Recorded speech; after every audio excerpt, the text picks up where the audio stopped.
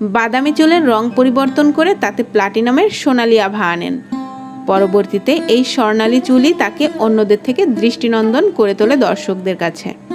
প্রথম সিনেমায় খুব একটা সুবিধা করতে না পারলেও 1950 সালে অল অ্যাবাউট ইভ সিনেমায় অনবদ্য অভিনয়ে রাতারাতি তারকা বনে যান তিনি।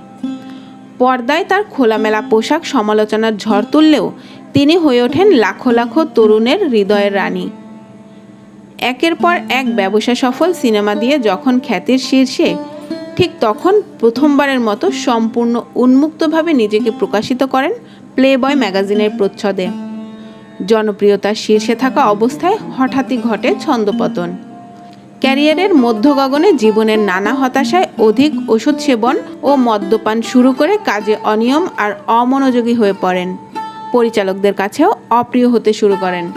শেষ বয়সে জন এফ কেনেডির সাথে